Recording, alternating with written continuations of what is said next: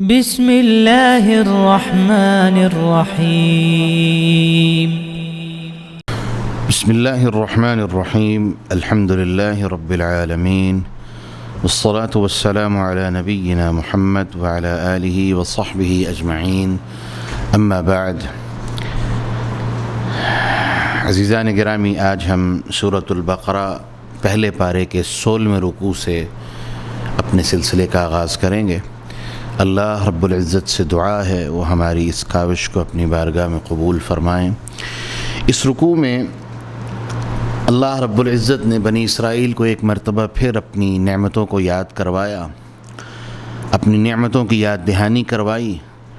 اور اس کے ساتھ ساتھ اللہ رب العزت نے بالخصوص ابراہیم علیہ السلام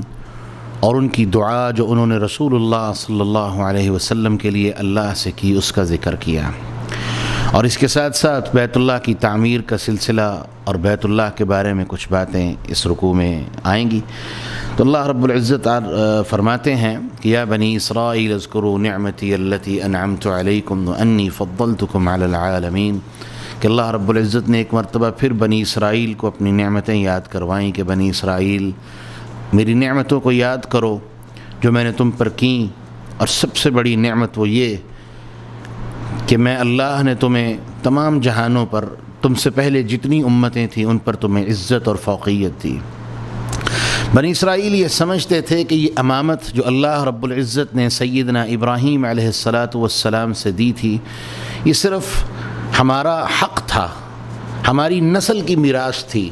لیکن ایسا قطعا نہیں۔ یہ بات تو ہم سب جانتے ہیں کہ ابراہیم علیہ السلام سے لے کے رسول اللہ صلی اللہ علیہ وسلم تک تمام انبیاء وہ نسل ابراہیم علیہ السلام سے تھے، اور جناب اسحاق علیہ السلام کی نسل سے سیدنا ابراہیم علیہ السلام سے لے کے عیسیٰ علیہ السلام تک تمام انبیاء سیدنا اسحاق علیہ السلام کی نسل سے تھے، اور رسول اللہ صلی اللہ علیہ وسلم سیدنا اسماعیل علیہ السلام کی نسل سے تھے، جس کے بارے میں آقا علیہ السلام نے ایک روایت میں بھی بیان فرمایا کہ انا ابن ذبیحتین، میں دو بڑی بڑی قربانیوں کے لیے قربان کیے جانے والوں کا بیٹا ہوں۔ ایک سیدنا اسماعیل علیہ السلام کی قربانی وہ معروف ہے، اور دوسرا تاریخی روایتوں میں آتا ہے کہ اسلام سے پہلے عبد المطلب نے رسول اللہ صلی اللہ علیہ وسلم کے والد کو بھی اللہ کے لیے قربان کرنے کا سوچا تھا، تو اس وجہ سے اللہ کے رسول نے فرمایا کہ انا ابن ذبیحتین، میں دو بڑی بڑی قربانیاں دینے والوں کا ان کی اولاد میں سے ہوں۔ اور اللہ رب العزت نے ابراہیم علیہ السلام کی اولاد میں سب سے بڑی حیثیت، فضیلت، عظمت وہ رسول اللہ صلی اللہ علیہ وسلم کو عطا فرمائی۔ لیکن بنی اسرائیل یہ سمجھتے تھے کہ ہم چونکہ ہماری نسل زیادہ ہے، اور وہ یہ سمجھتے تھے یہ ہمارا حق ہے، تو اللہ رب العزت نے اس رکوع میں ان کی اس بات کی نفی کر دی کہ یہ تمہارا حق نہیں تھا، بلکہ یہ امامت تمہاری میراث نہیں تھی، بلکہ یہ اللہ رب العالمین کی بہترین اطاعت کا پھل تھا۔ اور اللہ نے اس اطاعت کا ذکر کیا کہ وَإِذِ ابْتَلَىٰ إِبْرَاهِيمَ رَبُّهُ بِكَلِمَاتٍ فَأَتَمَّهُنَّ، کہ ابراہیم علیہ السلام کو ہم نے کئی طرح کی باتوں سے آزمایا، کئی طرح سے آزمایا، فَأَتَمَّهُنَّ، اور ابراہیم علیہ السلام اتنے بہترین تھے، اللہ کی اطاعت میں اس قدر بہترین تھے کہ فَأَتَمَّهُنَّ، انہوں نے اللہ رب العالمین کی طرف سے آنے والی ہر ابتلا کو بہترین طرح سے پورا فرما دیا۔ اور اس کے ساتھ ساتھ اسی رکوع میں اللہ رب العالمین نے ذکر فرمایا کہ وَإِذْ جَعَلْنَا الْبَيْتَ مَثَابَةً لِلنَّاسِ وَأَمْنًا، کہ ہم نے بیت اللہ کو مثابہ بنایا، اور مثابہ اس جگہ کو کہتے ہیں جو بار بار آنے کی جگہ ہو، ایسی جگہ جس سے کبھی دل نہ بھرتے ہوں، ایسی جگہ کہ جو ایک دفعہ جہاں چلا جائے وہ ماہی بے آب کی طرح، اس مچھلی کی طرح جس کو پانی سے باہر پھینک دیا جائے، وہ تڑپتا ہے، وہ تڑپتی ہے کہ میں دوبارہ پانی میں چلی جاؤں۔ یہ مومن جانے وہ جانے ہیں جن کے لیے ابراہیم علیہ السلام نے اللہ سے دعا کی تھی کہ اللہ اس جگہ کو فَجْعَلْ أَفْئِدَةَ النَّاسِ تَهْوِي إِلَيْهِمْ، اللہ لوگوں کے دلوں کو اس کی طرف مائل کر دے۔ ایسے دل مائل ہیں کہ ہزاروں دفعہ بھی انسان اس گھر کی زیارت کے لیے چلا جائے جی نہیں برتا۔ اور میں سفیان بن عیینہ کا ایک واقعہ ذکر کرنا چاہوں گا۔ 53 سال مسلسل حج کرتے، ہر سال جب حج کر کے فارغ ہوتے تو اللہ سے دعا کرتے، اللہ آئندہ سال پھر بلانا، اللہ دوبارہ آنے کی توفیق عطا فرمانا۔ جب آخری مرتبہ 53ویں مرتبہ حج کیا تو اللہ سے دعا کرتے ہوئے رو پڑے کہ اللہ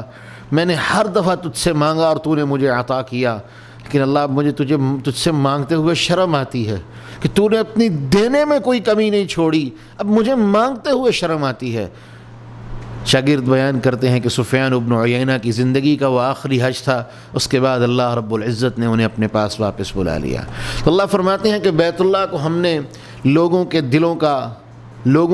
کے کھچاؤ کا ایک مرکز بنا دیا ہے کہ دل اس کی طرف کھنچتے چلے آتے ہیں۔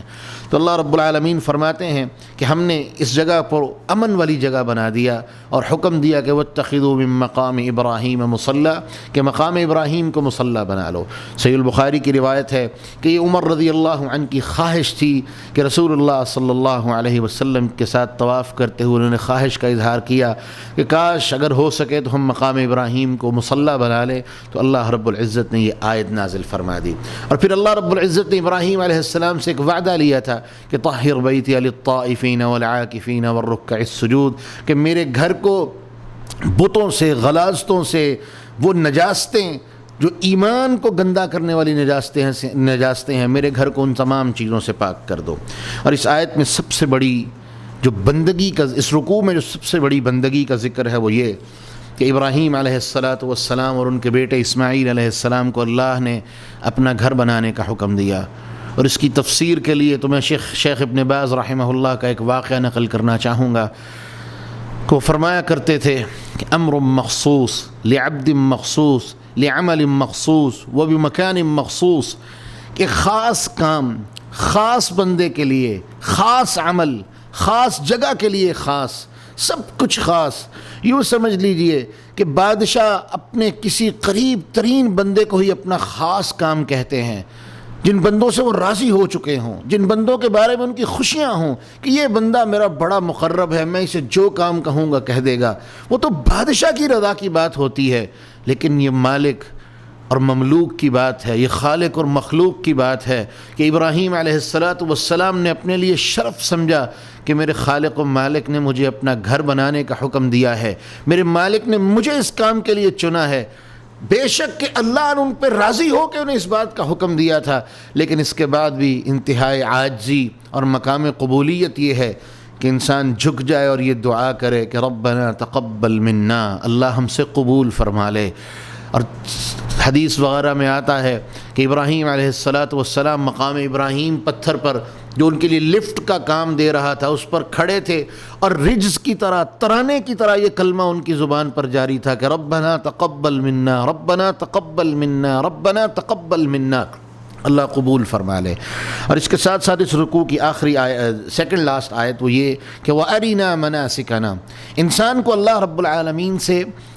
اپنی بندگی یعنی اللہ کی بندگی کے لیے جو اس کے طریقہ کار ہیں اس کے لیے اللہ سے سوال کرنا چاہیے کہ اللہ ہمیں اپنی بندگی کے بہترین طریقے عطا فرما۔ اسی لیے تو ہم کہتے ہیں کہ بندگی کے بہترین دروس اور اسباق رسول اللہ صلی اللہ علیہ وسلم امت کو سکھا کے گئے ہیں، لیکن ان کو سیکھنے کی توفیق اللہ دے گا تو ملے گی، وگرنہ ہم تقلید کے گھڑوں میں اور نہ جانے کن کن چیزوں میں یوں ہی گمراہ ہوتے رہیں گے اور ذلیل اور رسوا ہوتے رہیں گے اور انجام جہنم کی شکل میں ہوگا۔ اللہ ہمیں اس سے محفوظ فرمائے۔ اور اس رکوع کی سب سے بڑی اور آخری چیز جو اللہ رب العالمین نے بنی اسرائیل کے لیے فرمائی وہ یہ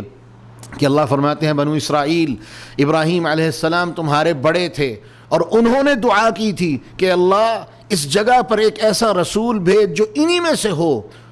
تو تمہیں چاہیے کہ یہ رسول جو ابراہیم علیہ السلام کی دعا ہیں، اور آقا علیہ السلام خود اپنے بارے میں فرماتے تھے دعوت ابیکم ابراہیم، میں تمہارے باپ ابراہیم علیہ السلام کی دعا ہوں۔ اللہ نے وہ دعا قبول کی تو اللہ بنی اسرائیل کو مخاطب فرما کے کہہ رہے ہیں کہ تمہیں چاہیے کہ ابراہیم کی جو دعا محمد الرسول اللہ صلی اللہ علیہ وسلم کی شکل میں پوری ہوئی ہے اس پر ایمان لے کے آؤ، اس ذات پر ایمان لے کے آؤ، تمہاری کامیابی اسی میں ہے۔ لیکن یہود نے انکار کر دیا اور اس کا ذکر پچھلے سبق میں گزر چکا ہے۔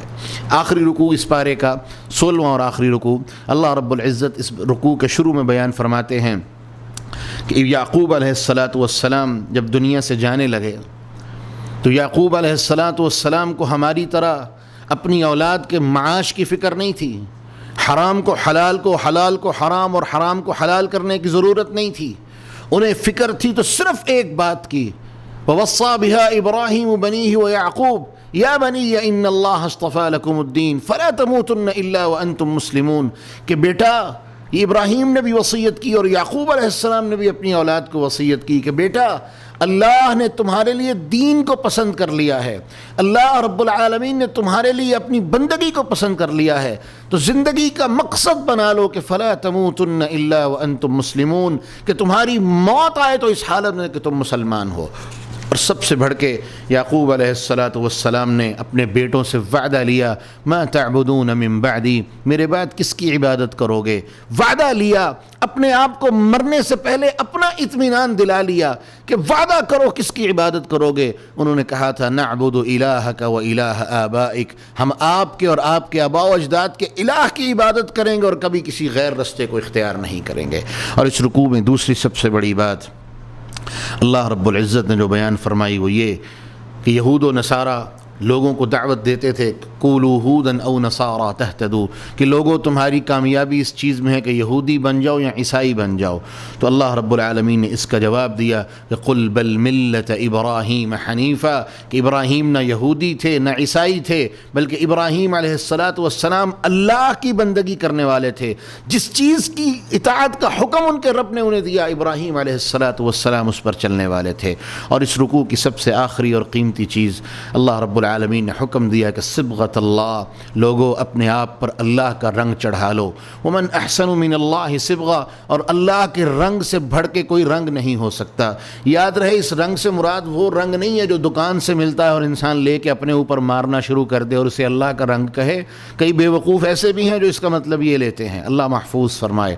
صبغۃ اللہ کا کیا مطلب ہے؟ عبداللہ ابن عباس بیان فرماتے ہیں کہ صبغۃ اللہ کا مطلب ہے اللہ کا دین، کہ اللہ کے دین کو اپنا اوڑھنا بچھونا بنا لو۔ جیسے پچھلے سبق میں نے عرض کیا کہ آج ہم نے یہ وطیرہ اور عادت بنا لی ہے کہ ہم نے دین کو صرف اس مقصد کے لیے استعمال کرنے کے لیے رکھا ہے جہاں ہمارے مفادات ہوں۔ یہ یہود کا طرز عمل تھا، مومنوں کا یہ طرز عمل نہیں ہو سکتا، بلکہ مومنوں کا طرز عمل بڑا ہی واضح ہے، بڑا ہی کلیئر ہے کہ جہاں ان کے رب کا حکم آیا وہ سر خمیں تسلیم کر دیتے ہیں۔ کہ جیسے شاعر نے کہا ہے کہ مصور کھینچ وہ نقشہ کہ جس میں یہ صفائی ہو، ادھر فرمان محمد ہو ادھر گردن جھکائی ہو، کہ جہاں اللہ کا حکم آ جائے، اس کے رسول کا حکم آ جائے، سر خمیں تسلیم ہے۔ تو صبغت اللہ سے مراد اللہ کا رنگ یعنی اللہ کا دین ہے۔ دین کو اپنا اوڑھنا بچھونا بنا لو، اپنی زندگیوں کو اللہ کے دین کے رنگ میں رنگ لو، اللہ کی قسم کامیابی تمہاری ضمانت ہے۔ اور اللہ رب العالمین نے تو یہ کہہ دیا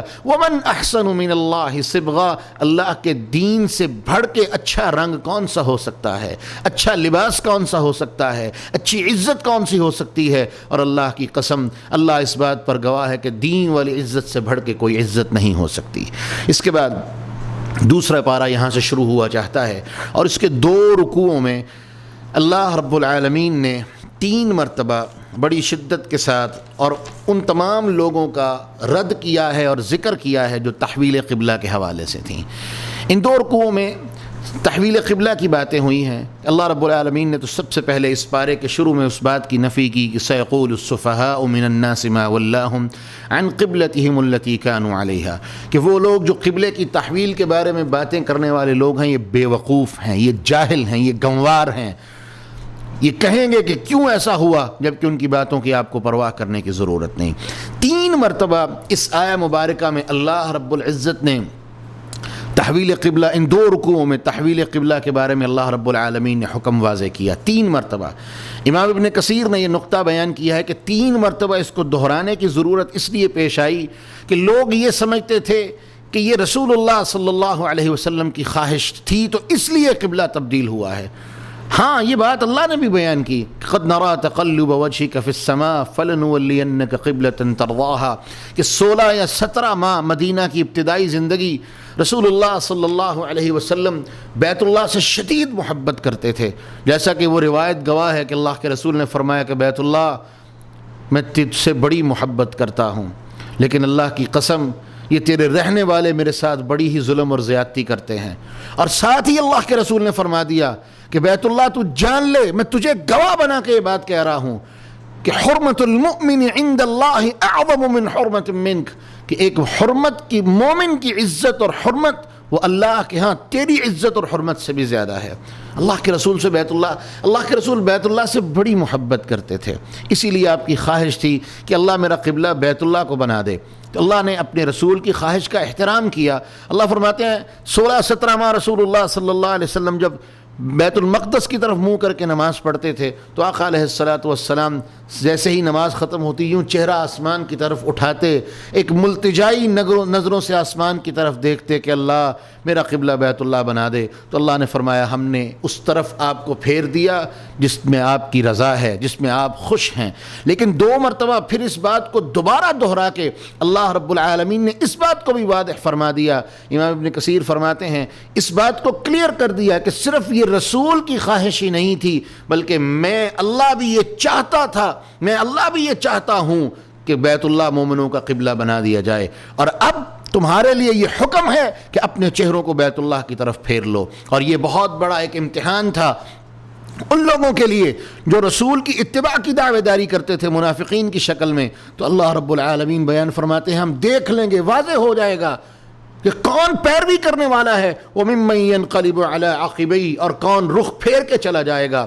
دیکھا کہ جو پیروی کرنے والے تھے انہوں نے پیروی کی، اور جو رخ پھیر کے جانے والے تھے وہ جانے ہی والے تھے، وہ چلے گئے۔ اور انہوں نے جب اعتراضات کیے تو اللہ رب العالمین نے اس کا جواب اس رکوع میں دیا کہ لوگو تم جانتے ہو کہ تمہاری کتاب میں لکھی ہوئی باتیں وہ سب کی سب سچ ہیں، محمد الرسول اللہ سچے ہیں، اور تم اپنی کتاب کو اس طرح پہچانتے ہو جس طرح اپنی اولاد کو پہچانتے ہو، جس طرح کوئی اپنی اولاد کو پہچاننے سے انکار نہیں کر سکتا، تم اللہ کی کتاب کی حقانیت کا بھی انکار نہیں کر سکتے۔ لہذا تمہیں یہ بات مان لینی چاہیے کہ محمد الرسول اللہ صلی اللہ علیہ وسلم اللہ کے نبی ہیں، اور تحویل قبلہ یہ ان کی خواہش سے نہیں بلکہ اللہ کی مرضی سے اور اللہ کے حکم سے ممکن ہوا ہے۔ پھر انہوں نے اعتراض کیا، صحابہ نے بھی اعتراض کیا کہ اللہ کے رسول ہماری وہ نمازیں جو ہم نے بیت المقدس کی طرف منہ کر کے پڑھی تھیں، تو اللہ نے اس کا جواب دے دیا کہ وما كان اللہ لیضیع ایمانکم، اس طرف بھی منہ کرنے کا حکم اور اس طرف منہ کر کے نماز پڑھنے کا حکم میرا تھا، اب یہ حکم کہ بیت اللہ کی طرف منہ کر کے نماز پڑھو یہ بھی میرا ہے۔ جو نمازیں تم نے اس طرف منہ کر کے پڑھی تھی میرے حکم سے پڑھی تھیں، میں اللہ تمہارے عملوں کو تمہاری نمازوں کو ضائع نہیں کروں گا۔ یہاں ایک چھوٹا سا ایک حکمی مسئلہ وہ یہ کہ نماز، فرض نماز اول سے لے کے آخر تک جب تک ہمارا منہ قبلہ کی طرف نہیں ہوگا ہماری نماز درست نہیں ہوگی، اور جب ہم سفر کی حالت میں ہوں اس کے لیے ضروری ہے کہ ہم فرض نماز کے لیے اپنی سواری سے نیچے اتریں اور نماز پڑھیں، سوائے ان سفروں کے جو اتنے لمبے ہوں کہ ان کے اندر 2-2 3-3 4-4 دن گزر جائیں تو سفر میں سواری پر سفر کی حالت میں نماز پڑھنے کی اجازت موجود ہے، جس کی بحث اور تفصیل کا یہ محل نہیں۔ ہاں البتہ نفلی نماز رسول اللہ صلی اللہ علیہ وسلم سے ثابت ہے کہ آپ اپنی سواری پر پڑھ لیتے تھے، لیکن اس کے لیے بھی ایک دفعہ آپ قبلہ رخ ہوتے، اپنا منہ قبلہ کی طرف کر کے اپنی نماز کو شروع کرتے، اور اس کے بعد جس طرف بھی سواری جاتی وہ چلتی رہتی، اور رسول اللہ صلی اللہ علیہ وسلم اپنی نماز کو مکمل فرماتے رہتے۔ اس کے بعد تیسرا رکوع یہاں سے شروع ہوا چاہتا ہے۔ اللہ رب العالمین بیان فرماتے ہیں یا ایھا الذین آمنوا استعینوا بالصبر والصلاۃ، یہ بات پہلے گزر چکی ہے لیکن پھر دہرا دوں کہ کامیابی کے لیے 2 ہی بڑی چیزیں ہیں، وہ ہے نماز اور صبر۔ اللہ ہمیں ان پر استقامت عطا فرمائے۔ دوسری چیز جو اس رکوع میں اللہ نے بیان فرمائی وہ یہ ہے کہ فاذکرونی اذکرکم واشکروا لی ولا تکفرون، لوگو تم میرا ذکر کرو میں تمہارا ذکر کروں گا۔ اور وہ کس طرح ہوگا؟ اللہ کے رسول نے بیان فرمایا کہ اللہ فرماتے ہیں جو مجھے اپنے دل میں یاد کرے گا میں اسے اپنے دل میں یاد کروں گا، جو لوگوں کی مجلس میں بیٹھ کے میرا ذکر کرے گا میں ان لوگوں کی مجلس میں بیٹھ کے، ان نفوس قدسیہ کی مجلس میں بیٹھ کے ان کا ذکر کروں گا جو خیرا منہم، جو تمہاری مجلس میں بیٹھے لوگوں سے بہتر ہیں، یعنی فرشتوں کی مجلس میں اللہ رب العالمین اس کا ذکر کرتے ہیں۔ اللہ ہمیں ذکر کرنے والا بنائے، اور یہ رمضان المبارک کی بابرکت ساعتیں اللہ ہماری زبانوں کو ذکر سے معطر فرما دے، اور سب سے بڑا ذکر قرآن اور اس کی تلاوت، اللہ رب العالمین ہمیں اس کے ساتھ جوڑ دے۔ تیسری چیز جو اس رکوع میں ذکر ہوئی جو بہت ہی اہم چیز ہے وہ یہ کہ اللہ نے یہ اعلان فرما دیا، اپنی ایک سنت کا ذکر فرما دیا، اپنے ایک طریقہ کار کا ذکر فرما دیا کہ وَلَنَبْلُوَنَّكُمْ بِشَيْءٍ مِّنَ الْخَوْفِ وَالْجُوعِ وَنَقْصٍ مِّنَ الْأَمْوَالِ وَالْأَنفُسِ وَالثَّمَرَاتِ۔ لوگوں میں تمہیں آزماؤں گا، میری آزمائش آئے گی، ہر حال میں آئے گی۔ اور رسول اللہ صلی اللہ علیہ وسلم نے فرمایا جو جتنی اللہ کی اطاعت کرنے والا ہے اتنی ہی سخت آزمائشیں اس پر آتی ہیں۔ سب سے پہلے انبیاء علیہ السلام پر سخت ترین آزمائشیں آئیں، ثم الامثل فالامثل، اور اس کے بعد امت کے جتنے لوگ ہیں وہ انبیاء سے اطاعت میں، درجے میں، لیول میں کم ہیں، ان پر ان کے لیول کے اعتبار سے اللہ رب العالمین آزمائشیں بھیجتے ہیں۔ اور فرمایا میں تمہیں ضرور آزماؤں گا۔ یہ تاکید کا صیغہ ہے، دو تاکیدیں، لام تاکید نون ثقیلہ، دونوں چیزیں موجود ہیں۔ شدت کے ساتھ اللہ نے وعدہ فرما دیا کہ ضرور آزمائشیں آئیں گی، لیکن کامیابی کس کے لیے ہے کہ وہ بشر الصابرین، جو ان آزمائشوں پر صبر کرنے والا ہو، محتسب عند اللہ، اللہ کے ہاں اپنا احتساب کرنے والا ہو، محاسبہ کرنے والا ہو۔ اور رمضان المبارک کی تو سب سے بڑی شرط ہی یہ ہے کہ من صام رمضان ایمانا واحتسابا، جس نے رمضان کا روزہ ایمان کی حالت میں اور اپنا محاسبہ کرتے ہوئے رکھا، اپنا احتساب کرتے ہوئے رکھا، غفر له ما تقدم من ذنبی، وہ کامیاب ہو گیا۔ اور کس طرح کی کامیابی کہ اللہ اس کی پچھلی زندگی کے سارے ہی گناہ معاف فرما دیتے ہیں۔ اور پھر فرمایا جو صبر کرنے والے ہیں وہ اپنی زبان سے ایک جملہ ادا کرتے ہیں، انا للہ و انا الیہ راجعون، کہ اللہ ہم تیرے ہیں اور تیری ہی طرف لوٹ جانے والے ہیں۔ کیا مطلب کہ اللہ یہ آزمائشیں آئی ہیں، تکلیفیں آئی ہیں، پریشانیاں آئی ہیں، ہم تیری مخلوق ہیں، تو جس طرح چاہے ہمارے معاملات میں تصرف کرنے پر قادر ہے، با اختیار ہے، جس طرح چاہے تصرف کر سکتا ہے، اور ہم تیرے تصرف پر، تیرے حکم پر سرخمیں تسلیم کرنے والے ہیں۔ اور اللہ نے وعدہ فرما دیا کہ جو صبر کرنے والے ہیں، انا للہ و انا الیہ راجعون کہہ دینے والے ہیں، اولئک علیہم صلوات من ربہم ورحمہ، یہ وہ لوگ ہیں جن کے اوپر اللہ کی رحمتیں، برکتیں، اللہ کی طرف سے عافیت اور اللہ کی طرف سے محبت کے پیغامات ہیں۔ اللہ ان پر اپنی رحمتوں کی بارش فرما دیتے ہیں۔ وَأُولَئِكَ هُمُ الْمُهْتَدُونَ، اور صرف یہی نہیں بلکہ اللہ نے ان کو ہدایت یافتہ قرار دے دیا ہے۔ اور اس رکوع کی آخری اور ضروری چیز وہ یہ کہ اللہ رب العزت نے یہ بات واضح فرما دی کہ ان الصفا والمروۃ من شعائر اللہ، لوگوں جان لو ان الصفا والمروۃ من شعائر اللہ، کہ صفا اور مروہ وہ اللہ کی نشانیوں میں سے ایک نشانیاں ہیں۔ کہ حج اور عمرے میں جب تم، اصل میں یہ جاہلیت کا ایک مسئلہ تھا، وہ یہ کہ جاہلیت کے زمانے میں وہ لوگ جو حج اور عمرہ کرتے تھے وہ صفا اور مروہ کے طواف کرنے کو گناہ سمجھتے تھے۔ اس کی بڑی لمبی چوڑی تفسیر کی کتابوں میں موجود ہے جن کی بحث کا یہ محل نہیں، لیکن مختصر بات یہ ہے کہ وہ اس عمل کو گناہ سمجھتے تھے۔ تو جب اسلام آیا تو اللہ رب العالمین نے یہ واضح فرما دیا۔ صحابہ نے سوال کیا اللہ کے رسول، ہم جاہلیت کے زمانے میں اس عمل کو، صفا مروہ کے طواف کو، صفا مروہ کی سعی کو اپنے لیے گناہ تصور کرتے تھے، تو اللہ رب العالمین نے جواب دے دیا کہ فلا جناح علیہما ان یطوف بہما ومن تطوع خیرا فإن اللہ شاکر علیم، کہ لوگوں فلا جناح علیہما، تمہارے اوپر کسی طرح کا کوئی گناہ نہیں کہ ان یطوف بہما، کہ تم ان دونوں کے درمیان طواف کرو، ان دونوں کے درمیان سعی کرو۔ اور ساتھ ہی بیان فرما دیا کہ ان الصفا والمروہ من شعائر اللہ، یہ کوئی اور معمولی چیزیں نہیں ہیں، یہ کوئی عام چیزیں نہیں جنہیں تم نظر انداز کر دو، یہ اللہ کی نشانیوں میں سے دو نشانیاں ہیں۔ تو حکم دے دیا کہ جو حج کے لیے آئے گا، عمرے کے لیے آئے گا، سعی اس کے حج کے لیے، عمرے کے لیے ایک رکن کی حیثیت رکھتی ہے، جو نہیں کرے گا اس کا حج بھی مکمل نہیں، اس کا عمرہ بھی مکمل نہیں۔ اس کے بعد اگلے رکوع میں اللہ رب العالمین نے ابتدا کی اپنی نشانیوں سے کہ ان فی خلق السماوات والارض واختلاف اللیل والنہار والفلک التی تجری فی البحر بما ينفع الناس، کہ لوگوں یہ ساری کی ساری نشانیاں ہیں، آسمان اور زمین کا پیدا کرنا، دن اور رات کا پھیرنا، یہ سمندروں کے اندر چلنے والے بڑے بڑے پہاڑ، کشتیاں، بحری جہاز، بما ينفع الناس وما انزل اللہ من السماء من ماء، آسمان سے پانی کا آنا، فاحیا به الارض بعد موتها، اور وہ زمین، وہ آسمان سے آنے والا پانی وہ زمین کے لیے ایک زندگی کی نوید بن جاتا ہے۔ وبث فیہا من کل دابہ، زمین کے اندر تمہیں جانور نظر آتے ہیں، تصریف الریاح، یہ ہواؤں کا پھرنا، والسحاب المسخر بین السماء، یہ بادلوں کے ٹکڑے، یہ گولے، یہ روئی کے ٹکڑے جو تمہیں ہواؤں کے اندر نظر آتے ہیں، لآیات لقوم یعقلون، یہ میری نشانیاں ہیں ان لوگوں کے لیے جو عقل رکھنے والے ہیں۔ اور عقل یہ اللہ صرف مومنوں کو عطا فرماتا ہے، عقل اللہ اسے عطا فرماتا ہے جسے اللہ چن لے۔ اور اللہ رب العالمین نے ساتھ ہی اگلی آیت میں واضح فرما دیا یہ میری نشانیاں ہیں، اب میری نشانیوں کو سامنے رکھو۔ اور میں سوال کرتا ہوں ان لوگوں سے جو میرے علاوہ کسی اور کو اپنا معبود بنا لیتے ہیں اور محبتیں اس طرح کرتے ہیں جس طرح مجھ سے محبت کرنی چاہیے تھی، اس طرح ان کے ساتھ محبت کے دعوے کرتے ہیں جس طرح مجھ سے محبت ہونی چاہیے تھی۔ اور ساتھ ہی اللہ نے بیان فرما دیا جن کو میں عقل دے دوں، جن کو سمجھ دے دوں، جو میری نشانیاں سمجھ لیں، دیکھ لیں، غور و فکر کر لیں، وَمِنَ النَّاسِ وَالَّذِينَ آمَنُوا أَشَدُّ حُبًّا لِلَّهِ، یہ ایمان والے ہیں اور ان کی محبت کا سب سے پہلا محور و مرکز وہ اللہ رب العالمین کی ذات ہوتی ہے، اور وہ اللہ کی ذات کے ساتھ محبت میں شدید ترین ہوتے ہیں، اللہ سے شدید محبت کرنے والے ہوتے ہیں۔ حالانکہ یہ حق کس کا تھا؟ صرف اللہ کی ذات کا۔ اور اللہ فرماتے ہیں کہ لیکن تم نے اس طرح کی محبتیں کی ان سے جو غیر تھے، کس طرح تم ان سے محبت کر لیتے ہو جبکہ میں تمہیں اپنی نشانیاں گنوا رہا ہوں؟ لاؤ اگر ان کے پاس کوئی ایک بھی ایسی مثال ہے تو لے کے آؤ، لیکن کوئی بھی مثال نہیں دے سکے گا۔ اور اس کے بعد اللہ رب العالمین بیان فرماتے ہیں لوگو کلوا مما فی الارض حلالا طیبا، زمین کے اندر جو چیزیں میں نے تمہارے لیے اتاری ہیں اللہ رب العالمین حکم دے رہے ہیں کہ وہ چیزیں کھاؤ جو حلال اور طیب ہیں۔ یاد رہے یہاں پر ایک اصول یاد رکھیں، چیزیں جو ہم زمین پر کھاتے ہیں ان کے اندر جب تک دو شرائط نہیں جمع ہوں گی کہ وہ حلال بھی ہوں اور طیب بھی ہوں،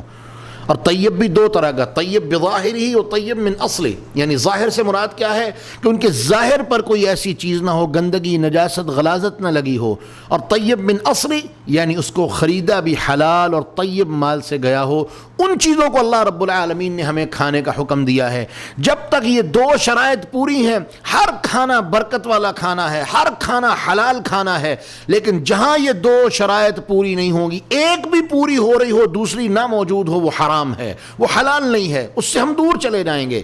ہاں کئی چیزیں ایسی ہیں جو ظاہراً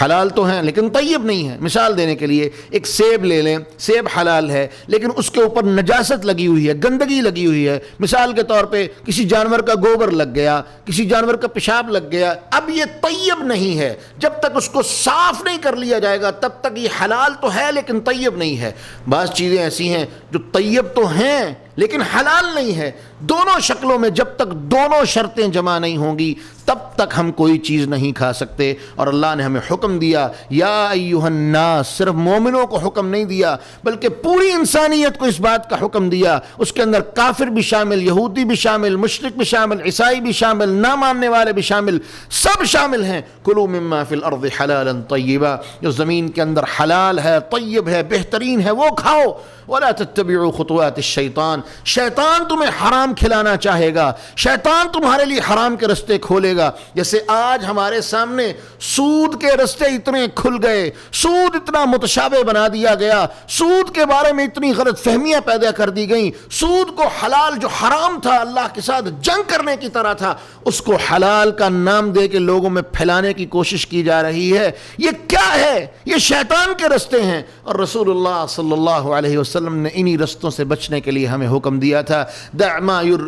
الربا والریبا، سود کو بھی چھوڑ دو، اور وہ چیز جو شبہ سود ہو، جس میں سود کا ڈر اور شائبہ بھی ہو، اس کو بھی چھوڑ دو اور اپنے آپ کو اس سے دور کر لو، کیونکہ تمہارا کھانا، تمہارا حلال کا کھانا تمہاری نسلوں کی بنیاد ہے، اور جس نسل کی بنیاد میں حرام آ جائے اللہ کی قسم وہ نسل کبھی خیر والی نہیں ہو سکتی۔ اس کے بعد اللہ رب العالمین نے مشرکین کا ایک بہت بڑا طرز عمل بیان کیا جو آج تک اور قیامت تک بھی یہی رہے گا کہ وَإِذَا قِيلَ لَهُمُ اتَّبِعُوا مَا أَنزَلَ اللَّهُ، کہ جو اللہ نے تمہاری طرف نازل کیا ہے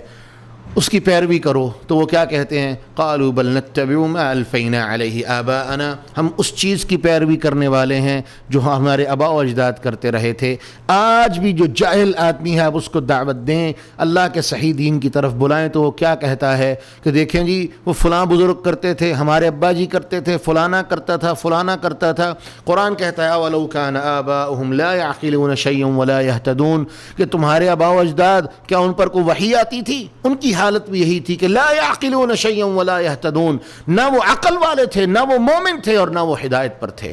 اس لیے ضروری نہیں کہ ہدایت ہر کسی کو مل جائے،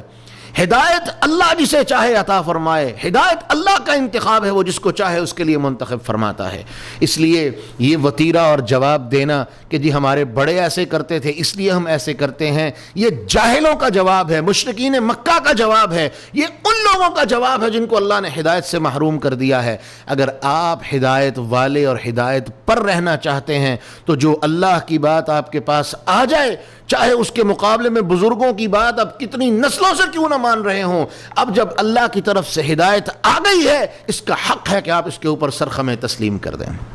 اس کے بعد اگلے رکوع میں اللہ رب العالمین نے ایک بہت بڑی بات واضح کی۔ ایک چیز اس رکوع میں اور ضروری ہے، وہ یہ کہ اللہ رب العالمین نے حرام کے لیے کچھ چیزوں کا بیان فرمایا۔ انما حرم علیکم المیتۃ والدم ولحم الخنزیر وما احل به لغیر اللہ۔ سب سے پہلے کہ اللہ فرماتے ہیں ہم نے تمہارے اوپر حرام کر دیا ہے مردار کسی طرح کا بھی ہو سوائے دو مرداروں کے۔ اللہ کے رسول نے فرمایا احلت لنا میتتان ودمان، اللہ نے ہمارے لیے دو مردار اور دو خون حلال کیے ہیں۔ دو مردار کون سے ہیں؟ مچھلی اور ٹڈی، اور دوسرا جگر اور تلی، یہ دو خون اللہ نے حلال کیے ہیں، دو مردار اللہ نے حلال کیے ہیں۔ اس کے علاوہ جتنے مردار ہیں وہ سب کے سب اللہ نے حرام کر دیے ہیں۔ اس کے علاوہ والدم، خون، ابھی ہم نے بات کی دو خون حلال ہیں، باقی سب حرام ہیں۔ ولحم الخنزیر، خنزیر کا کھانا اللہ رب العالمین نے ہمیشہ سے حرام کر دیا تھا۔ بنی اسرائیل کو اس میں بڑی رغبت تھی، یہ خاص طور پہ بنی اسرائیل کی بات ہے، بنی اسرائیل اس سے بڑی محبت کرتے تھے، لیکن اللہ نے منع کیا، لیکن یہ لوگ باز نہ آئے اور اللہ نے عذاب دیتے ہوئے ان کو خنزیر اور بندر ہی بنا دیا۔ وما احل به لغیر اللہ، اور سب سے بدترین کھانا، یہ لیول ہیں، اگر کوئی انسان مجبور ہے، لاچار ہے، بھوک سے مر رہا ہے، جان بچانی ہے، تو سب سے پہلے کوشش کرے کہ مردار کھا لے، مردار نہیں ملتا تو خون کھا لے، خون نہیں مل رہا تو خنزیر کھا لے۔ سب سے ان ساری چیزوں سے سب سے بدتر چیز اور آخری درجے پر سب سے گھٹیا اور خطرناک چیز کون سی ہے؟ جو ظاہراً تو بڑی پاک ہے لیکن وہ اصلاً حرام ہے۔ کیوں؟ کیونکہ اس چیز کو غیر اللہ کے نام کے لیے حلال کیا گیا ہے، اس چیز پر غیر اللہ کا نام لے لیا گیا ہے، غیر اللہ کے نام کی نظر اور نیاز ہے۔ یہ کائنات کا سب سے بدترین کھانا ہے، خنزیر سے بدتر، مردار سے بدتر، خون سے بدتر، جو غیر اللہ کے ساتھ جڑ جائے، جو غیر اللہ کے ساتھ اٹیچ کر دیا جائے، جس کی نسبت غیر اللہ کے ساتھ ہو جائے، اللہ کی قسم وہ ظاہراً کتنا ہی قیمتی، پاک، صاف کیوں نہ ہو، لیکن وہ کھانا کائنات کے بدترین کھانوں میں سے ایک کھانا ہے۔ اور اللہ نے فرما دیا جو مجبور ہے، لاچار ہے، اپنی جان بچانا چاہتا ہے، لیکن وہ عادی مجرم نہیں، نہ اس کو عادت بنانے والا ہے، اس کو اجازت ہے کہ اپنی جان بچانے کے لیے ان چیزوں کا استعمال وہ اس طرح سے کر سکتا ہے کہ پہلے مردار، پھر خون، پھر خنزیر، اور اگر یہ تینوں چیزیں نہ میسر ہوں تو غیر اللہ کے نام کی طرف نسبت کی گئی چیز کو کھا کے صرف اس حد تک کہ جس سے اس کی جان بچ جائے بچا سکتا ہے۔ اس کے بعد اگلے رکوع میں اللہ رب العالمین نے ایک بہت بڑی بات واضح فرما دی۔ اللہ رب العالمین بیان فرماتے ہیں یہ مشرکین منافقین کو اور یہودیوں کو جواب ہے۔ یہودی کہتے تھے ٹھیک ہے جی مشرق کی طرف منہ کرو، مغرب کی طرف منہ کرو، ٹھیک ہے عبادت اللہ کی ہی کرنی ہے نا جی، عبادت ہی کرنی ہے، کسی طرف بھی منہ کر کے کر لو۔ اللہ نے جواب دے دیا کہ لیس البر ان تولوا وجوہکم قبل المشرق والمغرب، نیکی یہ نہیں ہے کہ تم مشرق کی طرف منہ کر لو یا مغرب کی طرف منہ کر لو، نیکی تو یہ ہے کہ من آمن باللہ، اللہ پر ایمان لاؤ، وملائکتہ وکتبہ ورسلہ وآت المال على حبه ذوي القربى واليتامى والمساكين، یعنی پوری تفصیل اللہ رب العالمین نے اس آیت میں بیان فرما دی۔ یہ ہیں اصل نیکیاں، یہ ہیں وہ خباثتیں اور خرابیاں جو تمہارے اندر ہیں، تم ان کی طرف توجہ نہیں دیتے، تم صرف ایک بات کے پیچھے پڑ گئے ہو، ادھر منہ کر لو یا ادھر منہ کر لو، جس طرف بھی منہ کرو گے تم اللہ کے چہرے کو پالو گے، اللہ تمہارے چہرے کو پالے گا، تمہارا چہرہ اللہ کی طرف متوجہ ہو جائے گا۔ اصل چیز یہ ہے کہ اپنے اندر ایمان لے کے آؤ، ایمان کے تقاضوں کو پورا کرو، ایمان کی جو ضروریات اور شرائط اور اس کے ارکان ہیں، اس کی شاخیں ہیں، ان تمام کو اپنے اندر پورا کرو۔ یہ اصل ذمہ داری ہے، یہ اصل حکم ہے، یہ تمہاری اصل ذمہ داری ہے۔ اگر تم ان چیزوں پر توجہ نہیں دیتے تو یاد کر لو کہ تمہارے ان اعمال کی اللہ رب العالمین کو کوئی ضرورت نہیں ہے۔ اس کے بعد اس رکوع میں دوسری سب سے بڑی چیز وہ ہے قصاص کی۔ قصاص کے بارے میں اللہ رب العالمین نے ایک بات واضح کر دی، وَلَكُمْ فِي الْقِصَاصِ حَيَاةٌ يَا أُولِي الْأَلْبَابِ، قصاص میں اللہ نے تمہارے لیے زندگی رکھی ہے، بدلہ لینے میں اللہ نے زندگی رکھی ہے، اور اسلام کا بدلے کا قانون اتنا بہترین ہے کہ کوئی بڑا اور چھوٹا، امیر اور غریب، مالک مملوک، کسی کا کوئی فرق نہیں، جو جرم کرنے والا ہے اس کو سزا بھگتنی پڑے گی، اس کو سزا لینی پڑے گی، اس کو اللہ کے حکم کا نفاذ اپنے اوپر کروانا پڑے گا، کیونکہ یہ اللہ کا حکم ہے، اللہ کی حدیں ہیں، ان کو اپنے اوپر پورا کروانا پڑے گا۔ لیکن اس کی تفصیل کہ قصاص کے طریقہ کار کیا ہیں، ضوابط کیا ہیں، شرائط کیا ہیں، وہ ہم بیان نہیں کر سکتے، اس کے لیے اللہ نے کبھی موقع دیا تو پھر گفتگو ہوگی۔ اور دوسری آخری چیز جو اس رکوع میں سب سے پہلے لیکن وہ منسوخ ہو چکی ہے، وہ یہ کہ زمانہ اول میں یہ حکم تھا کہ مرنے والے کو حکم تھا کہ وہ اپنے ورثاء کے لیے کوئی وصیت کر جاتا، اور اس کے لیے یہ بھی حکم تھا کہ اگر وہ وصیت ظلم والی کرتا اور زیادتی والی کرتا تو اجازت تھی ان لوگوں کو جو اس وصیت کا نفاذ کروانے والے لوگ تھے،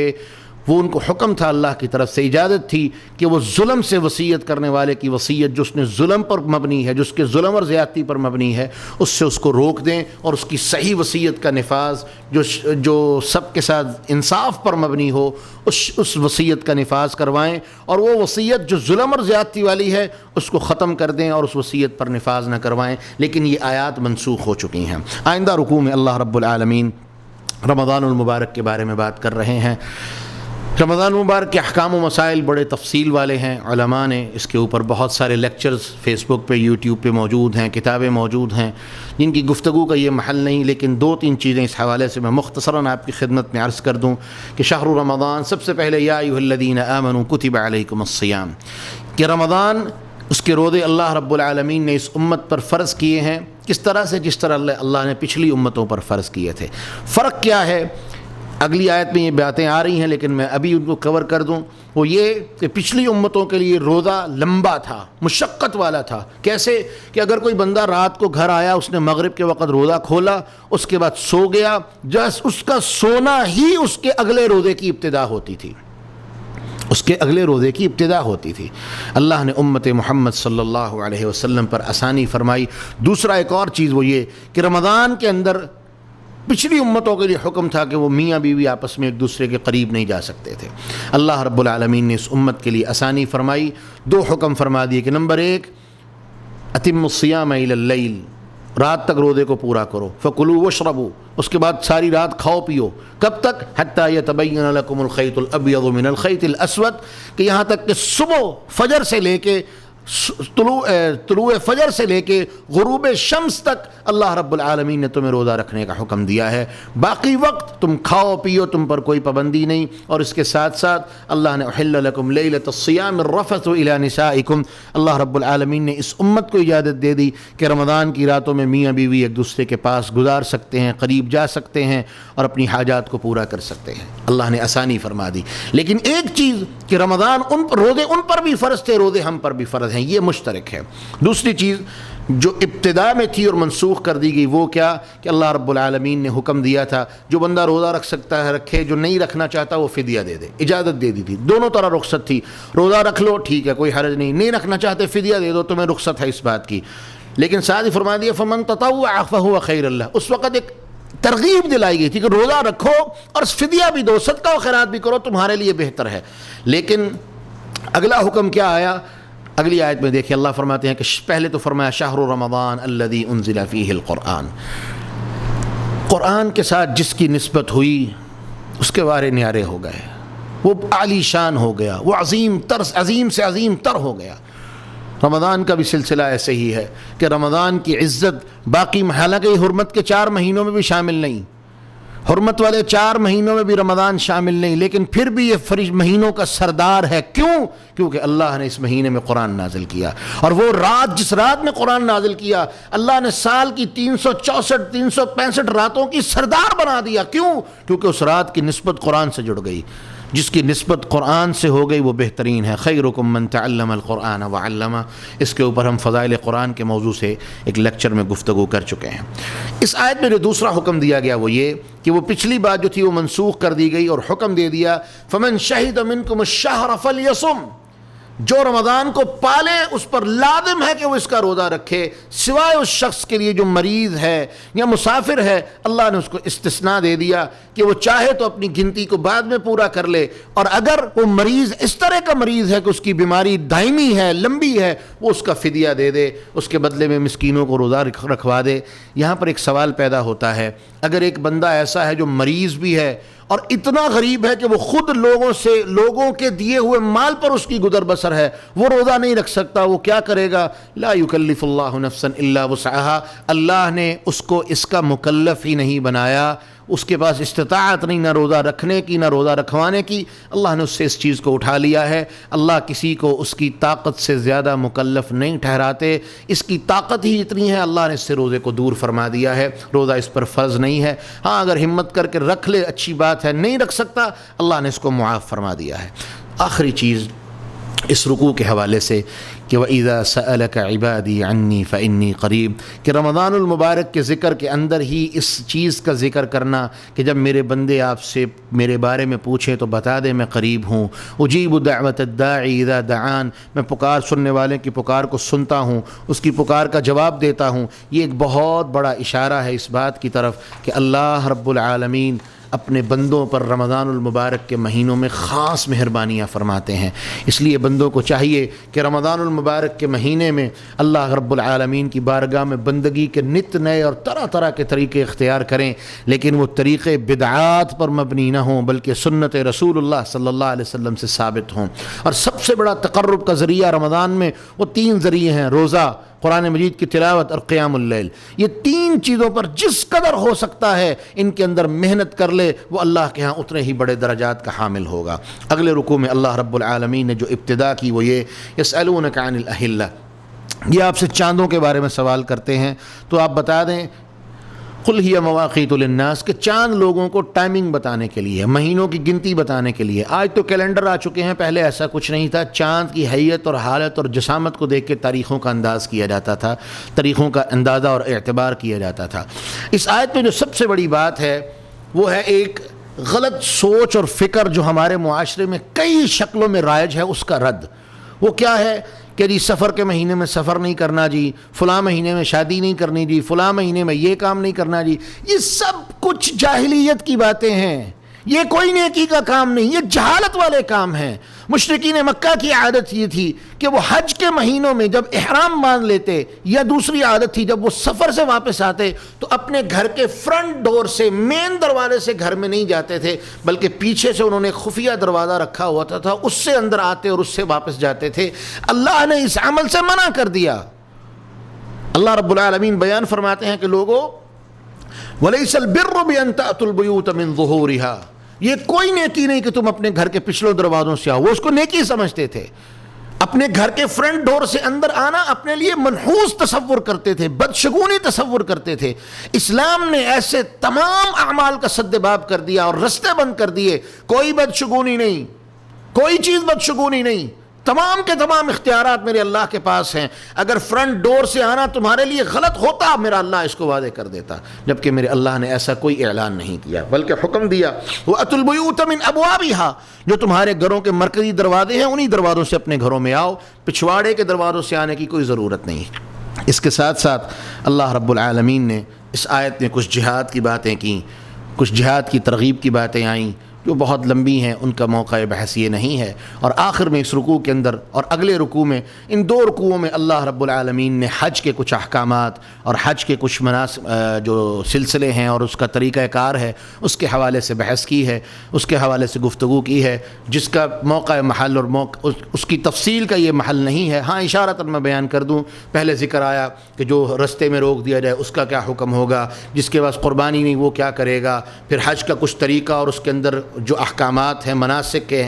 ان کے بارے میں بیان کیا گیا، حج میں کیا کرنا ہے کیا نہیں کرنا اس کے بارے میں بیان کیا گیا۔ اور اس کے ساتھ ساتھ پھر اللہ رب العالمین نے اس رکوع کا اختتام اس بات پر فرمایا کہ اللہ رب العالمین بیان فرماتے ہیں کہ لوگوں تم ایمان کیوں نہیں لے کے آتے؟ کیا تم اس بات کے اوپر منتظر ہو کہ دنیا کی زندگی تمہیں بڑی عزیز اور پیاری ہے، یا اس بات کا انتظار کر رہے ہو کہ اللہ تمہارے سامنے ظاہراً آ جائیں؟ هل ينظرون الا ان ياتيهم الله في ظلل من الغمام والملائکہ وقضی الامر والى الله ترجع الامور؟ کیا تم اس بات کا انتظار کر رہے ہو ان ياتيهم الله في ظلل من الغمام کہ اللہ تمہارے سامنے بادلوں میں سے نکل کے آئے، والملائکہ اور فرشتے تمہارے سامنے آ جائیں؟ جس دن ایسا ہوگا کہ میرا اللہ سب کے سامنے آ جائے گا، یاد رکھو وہ قیامت کا دن ہوگا، وہ یوم حساب ہوگا۔ اس دن تمہارا ایمان تمہیں فائدہ نہیں دے سکے گا۔ اور اللہ نے اس رکوع میں جو سب سے بڑی بات کی وہ یہ کہ اللہ رب العالمین نے ایمان والوں کو حکم دیا ادخلوا فی السلم کافہ، اسلام میں پورے کے پورے داخل ہو جاؤ، کچھ حصہ لے لو کچھ کو چھوڑ دو۔ یہ یہود کا طرز عمل ہے، یہ مومنوں کا طرز عمل نہیں ہونا چاہیے۔ پورے کے پورے اسلام میں داخل ہو جاؤ اور اپنی زندگیوں کو اللہ کے حکم کے تابع کر لو۔ اگلے رکوع میں اللہ رب العالمین نے بنی اسرائیل کی پھر کچھ سرکشیوں کا ذکر کیا، اور اس رکوع میں ایک آیت جس کے اوپر میں بات کرنا چاہوں گا وہ یہ کہ اللہ رب العالمین بیان فرماتے ہیں عسى ان تحبوا شيئا وهو شر لكم وعسى ان تكرهوا شيئا وهو خير لكم۔ کچھ چیزیں ایسی ہیں جنہیں تم پسند کرتے ہو لیکن اللہ کے ہاں ممکن ہے وہ تمہارے لیے اچھی نہ ہوں، اور کچھ چیزیں ایسی ہیں جنہیں تم ظاہری طور پر ناپسند کرتے ہو لیکن وہ چیزیں اللہ کے ہاں تمہارے لیے بہت بہتر ہیں۔ اس آیت کو سمجھنے کے لیے موجودہ جو حکومت پاکستان نے مسجدوں میں مشروط نماز کی اجازت دی ہے، اس آیت کو سمجھنے کے لیے یہ سب سے بڑی مثال ہے۔ آپ گھروں میں نماز پڑھ لیں، اللہ رخصت دے رہے ہیں، اللہ نے رخصتیں عطا کی ہیں، اور رخصت ہوتی ہی اس مقصد کے لیے ہے کہ ہم اللہ کی رخصتوں کا فائدہ اٹھائیں۔ یہ اللہ کی نعمتیں ہیں۔ ان اللہ یحب ان یرا اثر نعمتہ علی عبدی، اللہ اس بات کو پسند فرماتے ہیں کہ وہ جو نعمتیں عطا کرے اپنے بندے کو اس کا اثر بھی اپنے بندے پہ دیکھے۔ لیکن افسوس یہ کہ ہم لوگ حکومت پاکستان میں ہو تو حکومت کے خلاف زبان چلانا اپنا نصب العین اور اپنا فریضہ سمجھتے ہیں،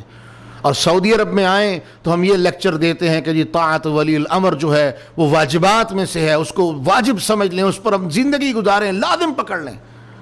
میرے بھائی یہ دوغلی پالیسی کیوں؟ بہت لوگ مجھ سے اختلاف کریں گے، کرو تمہارا حق ہے، لیکن جو غلط ہے وہ غلط ہے۔ اللہ نے یاد رکھیں پاکستان میں جو حکمران بھی، وہ نواز شریف ہے، وہ زرداری ہے، وہ عمران خان ہے، کوئی ہے، جو بھی اقتدار میں آ کے بیٹھ گیا ہے اور اقتدار کی زمام اس نے سنبھال لی ہے، وہ ولی الامر ہے اور اس کی اطاعت ہم پر واجب ہے، چاہے ہم چاہتے ہیں یا نہیں چاہتے۔ ہاں ایک بات کلیئر ہے، جب وہ معصیت کے کسی کام کا حکم دے گا جو صریح طور پہ اللہ کے احکامات کے خلاف ہوگی، ہم اس کی اطاعت نہیں کریں گے۔ لیکن مسجدوں کے اندر انہوں نے ہمیں نماز پڑھنے سے منع کیا، تو کیا کہا؟ اس لیے کہ تمہاری حفاظت مطلوب ہے، تمہاری بہتری مطلوب ہے۔ ٹھیک ہے جی، آمنا سمعنا واطعنا، ہم تو آپ کی بات مانتے ہیں، ہمیں اللہ نے حکم دیا آپ کی اطاعت کا، ہم آپ کی بات مانتے ہیں۔ اب مسجدوں میں جا کے نمازیں پڑھی، انہوں نے کہا ٹھیک ہے 6 فٹ کا فاصلہ رکھو۔ اب بتائیں عسى ان تکرہوا شیئا وہو خیر لکم، گھروں میں نماز پڑھنا ہمیں ناپسندیدہ تھا، لیکن وہاں پر نماز کی تمام کے تمام جو ضروری لوازمات تھے وہاں پورے ہوتے تھے۔ مسجدوں میں آ کے وعسى ان تحبوا شیئا وہو شر لکم، مسجدوں میں آئے کہ جی اللہ کی عبادت مسجدوں میں ہوگی، مسجدوں میں عبادت کریں گے، تو انہوں نے کہا 6 فٹ کا فاصلہ ڈالو، سنت کی خلاف ورزی ہوئی۔ میں نے رات ویڈیو دیکھی، ہماری اہل الحدیث مساجد میں بھی یہ ہو رہا ہے، نشانات لگا گئے ہیں، وہاں پر لوگ کھڑے ہو کے فاصلے پہ نمازیں کھڑے ہو کے پڑھ رہے ہیں۔ اللہ کی قسم یہ نماز نہیں ہے۔ وعسى ان تحبوا شيئا وهو شر لكم، تم پسند کرتے ہو مسجدوں میں جا کے نمازیں پڑھنا حکومتی پر، جبکہ اصل میں وہ اللہ کے ہاں تمہارے لیے بدترین چیز ہے۔ اللہ ہمیں سمجھ عطا فرمائے، اور اپنی ضد جو ہے، اپنی انا جو ہے، اللہ رب العالمین ہمیں اس سے دور فرما دے۔ اگلے رکوع میں اللہ رب العالمین نے سب سے پہلے حرمت والے مہینوں کی بات کی کہ یسألونک عن الشہر الحرام قتال فیہ، کہ حرمت کے مہینوں میں لڑائی کرنا کیسا ہے؟ قل قتال فیہ کبیر، آپ کہہ دیجئے کہ قتال کرنا، لڑائی کرنا بہت بڑا عمل ہے۔ حرمت کے مہینوں کے مستقل احکامات ہیں جو بہت تفصیلی ہیں، ان کی تفصیل کا یہ محل نہیں، لیکن اشارتاً یہ بات واضح ہے کہ حرمت کے مہینوں میں لڑائی کرنا، ظلم کرنا، زیادتی کرنا، یہ تمام کام اللہ رب العالمین نے ہمارے لیے حرام کر دیے ہیں۔ اس کے ساتھ ساتھ اس رکوع میں ذکر آیا یسألونک عن الخمر والمیسر، شراب اللہ نے بتدریج حرام کی، جوا بھی اللہ نے بتدریج حرام کیا۔ یہ عرب کی ایک ایسی عادت تھی جو ان کے اندر رچ بس گئی تھی۔ اور اس عادت سے ان کو یکدم نکالنا اگر اللہ حکم دیتے وہ ضرور مانتے، لیکن اللہ رب العالمین کے کئی احکامات میں بہت بہت حکمتیں چھپی ہیں جن کا ادراک انسانی عقل نہیں کر سکتی۔ سیدنا عمر رضی اللہ عنہ سب سے پہلے تھے جنہوں نے اللہ سے دعا کی کہ اللہ شراب کے بارے میں اور جوئے کے بارے میں ہمارے سامنے کوئی کھلی اور واضح بات فرما۔ تو یہ پہلا سٹیپ آیا تھا جس میں شراب کی کہہ لیں کہ ممانعت تو نہیں آئی، لیکن شراب اور جوئے کے بارے میں اللہ رب العالمین نے ایک پہلا سٹیپ بیان فرمایا، یسألونک عن الخمر والمیسر، کہ تم شراب اور جوئے کے بارے میں سوال کرتے ہو، آقا علیہ السلام سے پوچھتے ہو تو آپ انہیں بتا دیجئے قل فیہما اثم کبیر ومنافع للناس، بہت بڑا گناہ ہے لیکن لوگوں کے فائدے بھی ہیں۔ یعنی کہہ لیں کہ گناہ بتا دیا گیا کہ گناہ ہے، چلو تمہارا کچھ فائدہ بھی ہوگا، لیکن ومنافع قل فیہما اسم کبیر ومنافع للناس واسمہما اکبر من نفعہما، اور ان کا گناہ ان کے فائدے سے بڑا ہے۔ یعنی ایک ترغیب دلائی پہلے سٹیپ پہ کہ تم اپنے دل میں ایک ترغیب پیدا کر لو کہ اس کے اندر گناہ زیادہ ہے، خیر کم ہے، انسان فطرتی طور پہ ایسے کام سے دور ہٹنا شروع ہو جاتا ہے۔ تو بتدریج اللہ رب العالمین نے شراب کو حرام کیا۔ اس کے ساتھ ساتھ اسی رکوع کے آخر پر اللہ رب العالمین نے مشرکین اور مشرکات کے ساتھ نکاح کے حوالے سے بات کی کہ اللہ رب العالمین نے فرما دیا، یہاں سے لے کے آگے کوئی 2-3 رکوع وہ نکاح، عورت کے ایام مخصوصہ، طلاق اور اس کے احکامات اور ان چیزوں کے بارے میں گفتگو ہوئی ہے۔ تو میں ضمناً ہی اب ان 2-3 رکوعوں کا اکٹھا ہی خلاصہ بیان کر کے اللہ کے فضل و کرم سے آج کی نشست اور مجلس کا اختتام چاہوں گا۔ سب سے پہلے تو نکاح کی بات ہے۔ اللہ رب العالمین نے وعدہ کر دیا ہے کہ وَلَا تَنكِحُوا الْمُشْرِكَاتِ، مشرکہ عورتوں سے، مشرکات سے، مشرکہ عورتوں سے نکاح نہیں ہو سکتا، چاہے وہ کتنی ہی مالدار کیوں نہ ہوں، کتنی ہی خوبصورت کیوں نہ ہوں۔ ایک مومنہ لونڈی اللہ کے ہاں اس مشرکہ کی نسبت کروڑ درجے بہتر اور اعلیٰ ہے۔ اور اسی طرح مشرک مرد سے نکاح نہیں ہوگا، چاہے وہ کتنا ہی خوبصورت، کتنا ہی عالی شان، کتنا ہی منصب والا کیوں نہ ہو، اس کے مقابلے پر ایک نوکر، ایک غلام، ایک عبد مملوک وہ اللہ کے ہاں زیادہ عزت والا، شرف والا، اور اس کی نسبت اللہ کے ہاں زیادہ مقام اور مرتبے والا ہے۔ تو سب سے پہلے یہ اصول بنا دیا گیا، مشرکین سے نکاح نہیں ہو سکتا۔ اہل الکتاب سے نکاح جائز ہے، درست ہے، قرآن میں اس کی اجازت موجود ہے، لیکن ایک بات یاد رہے، موجودہ دور کے اہل الکتاب بھی مشرک ہیں، لہذا اگر ان سے نکاح کرنا ہے تو ان کو اسلام قبول کروایا جائے گا۔ ہاں اگر کوئی صحیح اہل کتاب ہو، اللہ کے ساتھ شرک کرنے والا نہ ہو، اس سے نکاح ہو سکتا ہے، اس کے اندر کوئی ممانعت نہیں، قرآن نے اس کی اجازت دی ہے۔ دوسری چیز، یسألونک عن المحیض قل هو اذی، حیض کے بارے میں سوال کرتے ہیں کہ یہ کیا ہے، تو اللہ رب العالمین نے یہ بات واضح کر دی کہ قل هو اذی فاعتزلوا النساء فی المحیض، یہ ایک گندگی ہے۔ اور یہ حدیث میں آتا ہے، سیدہ عائشہ رضی اللہ عنہ کو مقام صرف پر جب وہ حج کے لیے آ رہی تھیں تو ان کو یہ حیض کا خون آ گیا، تو رسول اللہ صلی اللہ علیہ وسلم نے اس وقت ایک جملہ ارشاد فرمایا تھا کہ یہ ایک ایسی چیز ہے جو اللہ نے آدم کی نسل میں سے آنے والی ہر عورت کے ساتھ جوڑ دی ہے۔ یعنی روز اول سے ہی اللہ نے سلسلہ بنا دیا ہے کہ عورت کے استبراء رحم کے لیے، اس کی پاک دامنی کے لیے حیض کو اللہ رب العالمین نے ایک ذریعہ اور سبب بنا دیا ہے۔ تو حیض جو ہے یہ گندگی ہے، اور اللہ رب العالمین نے حکم دیا کہ فاعتزلوا النساء فی المحیض، ان گندگی کے دنوں میں اپنے آپ کو اس سے دور کر لو۔ فَإِذَا تَطَهَّرْنَ فَأْتُوهُنَّ مِنْ حَيْثُ أَمَرَكُمُ اللَّهُ، جب وہ پاک ہو جائیں تو وہ اللہ نے انہیں تمہارے تابع کر دیا ہے، تمہاری کھیتی بنا دیا ہے، جس طرح چاہو تم آ سکتے ہو، اور ان کے ساتھ اپنی زندگی کو اور ان کے ساتھ اپنے تعلق کو اور اپنے سلسلے کو جو اللہ نے تمہارے اور ان کے درمیان بنایا ہے اس کو تم انجوائے کر سکتے ہو۔ اس کے بعد اللہ رب العالمین نے قسموں کی بات کی۔ رشتوں میں انسان قسمیں بھی اٹھاتا ہے، کوئی قسمیں زیادتی والی ہوتی ہیں، کوئی قسمیں ظلم والی ہوتی ہیں، تو اللہ رب العالمین نے ہمیں حکم دے دیا کہ فضول قسمیں نہیں اٹھانی، تم نے اللہ کی معصیت کی قسمیں نہیں اٹھانی، رشتوں کو توڑنے والی قسمیں نہیں اٹھانی، اور ساتھ ہی کہہ دیا کہ کچھ لوگوں کی عادت بن چکی ہوتی ہے قسمیں اٹھانے کی، تو اللہ رب العالمین نے فرما دیا کہ جو عادتاً قسمیں اٹھانے والے لوگ ہیں اللہ ان کی قسموں کا مواخذہ نہیں کرتے، لیکن جو تم قسم دل سے اٹھاتے ہو اللہ تمہارے دل کی جانتے ہیں، اللہ اس پر تمہارا مواخذہ کرے گا۔ قسم کے احکامات کیا ہیں وہ 7ویں پارے میں آئیں گے، ہم وہاں پر اس کی گفتگو کریں گے۔ تو یہاں پر فی الحال منع کیا گیا کہ تم اپنی قسموں کو، فضول قسمیں نہ اٹھاؤ، اللہ کی نافرمانی کی قسمیں نہ اٹھاؤ، بلکہ کیا کہا کہ تم اپنی قسموں کی حفاظت کرنے والے بن جاؤ، اپنی قسموں پر توجہ کرنے والے بن جاؤ کہ تم کون سی اور کس طرح کی قسمیں اٹھا رہے ہو۔ اس کے ساتھ ساتھ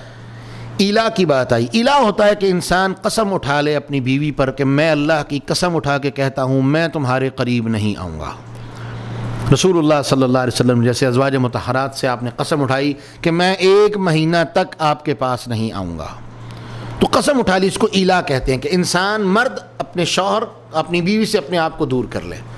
ایلا کی کم از کم مدت 1 مہینہ اور زیادہ سے زیادہ مدت 4 مہینے 10 دن ہو سکتی ہے۔ اگر مرد نے ایلا کی قسم اٹھا لی ہے تو اللہ رب العالمین کی طرف سے یہ حکم ہے کہ عورت بھی اس پر صبر کرے، مرد کو مجبور نہ کرے کہ وہ اس کو اپنے پاس بلانے کے لیے مجبور نہ کرے، اور مرد کو چاہیے کہ اس نے جتنی دیر کے لیے قسم کھائی ہے اپنے آپ کو اس سے دور کر لے، اور جیسے ہی اس کا وہ قسم کا ٹائم پورا ہو جائے فوراً اپنے اہل خانہ کی طرف واپس لوٹ جائے۔ ہاں 4 مہینے کے للذین یولون من نسائہم تربص 4 اشہر، 4 مہینے اس کی میکسیمم لمٹ ہے۔ 4 مہینے کے بعد عورت اس سے مطالبہ کر سکتی ہے کہ مجھے میرا حق زوجیت دو یا مجھے اپنے عقد سے فارغ کرو، اور اگر 4 مہینے کے بعد وہ لوٹ آتا ہے فَإِن فَاءُوا فَإِنَّ اللَّهَ غَفُورٌ رَحِيمٌ وَإِنْ عَزَمُوا الطَّلَاقَ فَإِنَّ اللَّهَ سَمِيعٌ عَلِيمٌ۔ اگر لوٹ آتا ہے تو ان کا رشتہ باقی ہے، نہیں تو اس کو فیصلہ کرنا ہوگا کہ یا رکھے یا چھوڑے، اور اگر طلاق دینا چاہتا ہے تو اللہ سننے والے ہیں، جاننے والے ہیں۔ اس کے بعد اگلی آیت میں مطلقہ عورت کی عدت کا بیان ہے کہ مطلقہ عورت کی عدت کیا ہے۔ والمطلقات یتربصن بانفسہن 3 قروء، 3 قروء یعنی 3 حیض جو ہے وہ ان کی عدت ہے۔ قروء کہتے ہیں جہاں سے حیض شروع ہو اس وقت سے کہتے ہیں کہ جن 3 دفعہ جب حیض عورت کو آ جائے گا تو اس کا ایک قروء جو ہے وہ ختم ہو جائے گا، تو 3 قروء ان کی عدت ہے۔ یہ ان کے لیے ہے جن کو حیض یعنی ماہواری آتی ہے، پیریڈز آتے ہیں۔ البتہ وہ عورتیں جن کو پیریڈز نہیں آتے یا پیریڈ شروع نہیں ہوتے یا ختم ہو چکے ہیں، ان کے لیے قرآن مجید نے 3 مہینے مدت مقرر کی ہے۔ اس کا بیان سورۃ الطلاق میں 28ویں پارے میں آئے گا، اسی موقع پر ہم اس کے بارے میں بات کریں گے، لیکن اشارتاً میں نے آپ کے سامنے وعدے کر دیا۔ یہاں میں ایک بات آپ کے سامنے وعدے کر دوں، یہ عورتوں کے بڑے خاص مسائل ہیں جو عام طور پر عورتیں پوچھتے ہوئے شرماتی ہیں، لیکن یاد رکھیں یہ وہ مسائل ہیں جن کو اللہ نے قرآن میں بیان کیا ہے، مصطفیٰ علیہ السلام نے اپنی حدیث میں بیان کیا ہے، تو یہ تمہارا حق ہے کہ اللہ نے جب تمہارے مسائل کو بیان کیا ہے تو پھر شرم کس بات کی؟ یہ تمہارا حق ہے کہ تم اپنی پاکیزگی اور پلیدگی کے بارے میں جانو، تمہیں اپنے بارے میں پتہ ہو۔ اور آپ کو یاد ہوگا پہلے درس میں نے بیان کیا تھا کہ امہات المؤمنین کے پاس کچھ صحابیات آتی ہیں اور اللہ کے رسول سے سوال کرتی ہیں اور یہ کہتی ہیں ان اللہ لا یستحی من الحق، اللہ کے رسول جب حق بات پوچھنی ہے تو پھر اللہ نہیں شرماتا، ہمارا یہ مسئلہ ہے، ہمیں بتائیں۔ یہ دین کے مسائل ہیں، یہ عورت کی زندگی کے مسائل ہیں۔ آج کے لبرالی کیا کہتے ہیں کہ جی یہ عورت کے خاص مسائل ہیں، ان کو ڈسکس نہیں کرنا چاہیے، جب قرآن انہیں ڈسکس کر رہا ہے، رب العالمین انہیں ڈسکس کر رہا ہے۔ کائنات کی سب سے باحیا شخصیت اس کے بارے میں اما عائشہ رضی اللہ عنہا بیان فرماتی ہیں، صحابہ بیان فرماتے ہیں کہ اللہ کے رسول ایک کنواری سے بھی زیادہ شرم و حیا کرنے والے تھے، اور ایک روایت میں تو اتنے لفظ ہیں کہ وہ کنواری جس کے اندر اتنی شرم ہے، اتنی حیا ہے کہ وہ اپنے گھر کے اندر بھی اپنی 4 دیواری میں بھی سر عام نہیں گھومتی، بلکہ اپنے آپ کو اپنے گھر کے آخری کمرے کے اندر چھپا کے رکھتی ہے۔ محمد الرسول اللہ صلی اللہ علیہ وسلم اس کنواری دوشیزہ سے بھی زیادہ شرم اور حیا والے تھے۔ میرے بھائی، جب مصطفیٰ علیہ السلام نے، میری بہن، جب اللہ کے رسول نے اور اللہ نے ان کے بارے میں بات کی ہے، پھر تمہیں پوچھنا چاہیے، تمہارا حق ہے تم اس کے بارے میں سوال کرو۔ یہ دنیا کے فتنے تمہیں ان خیر کے رستوں سے روکیں گے، اپنے آپ کو ان خیر کے رستوں سے روکنے کی کوشش نہ کرنا۔ تو عدت 3 حیض اس کے لیے جس کو حیض آتا ہے، جس کو حیض نہیں آتا وہ کیا کرے گی؟ وہ 3 مہینے گزارے گی۔ اور یہاں پر اللہ نے ایک بات کہی وَلَا يَحِلُّ لَهُنَّ أَن يَكْتُمْنَ مَا خَلَقَ اللَّهُ فِي أَرْحَامِهِنَّ۔ اس عورت کی عدت